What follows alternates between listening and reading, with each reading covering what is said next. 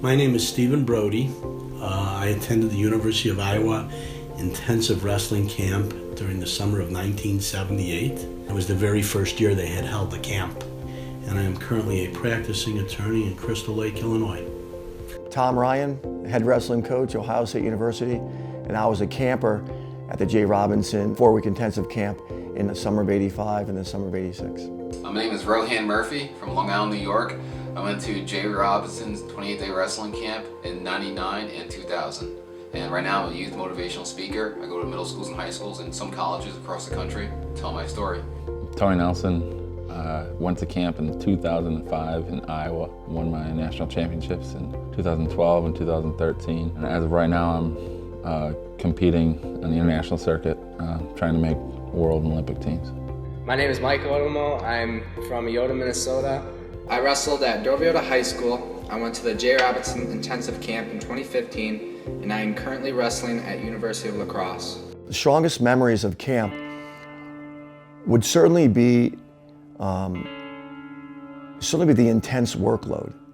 I mean, for me, when I think of that camp, I think of the amount of work in a day that a human being can get done, and then wake up the next day and do it again and again and again, which I've learned now as a coach, that would be probably the definition of grit.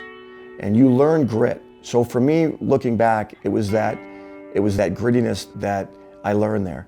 I remember the University of Iowa has 48 stairs in the back of the field house because we used to run those with a man on our back.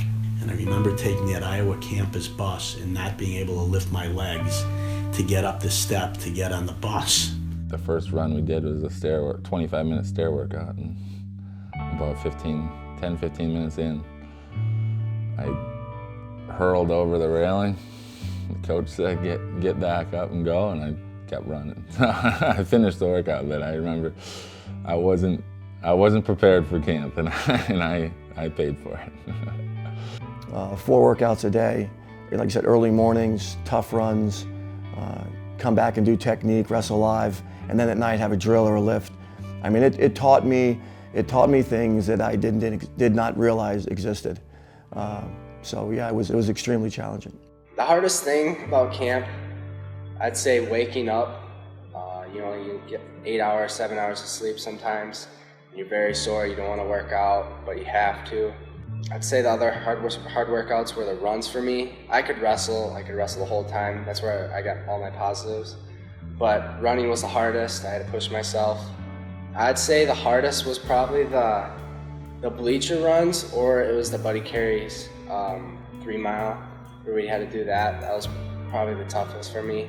The very last day of camp on a 28-day, for the very first time at camp, I guess for the only time at camp, each wrestler was given a choice to run either 5, 10, or even 15 miles. I make sure to tell all those students at schools, even though I didn't have legs, even though I was in a wheelchair, I did the 15 miles. Why? Because I want to be great. For me, I just want to be great. I want more out of life.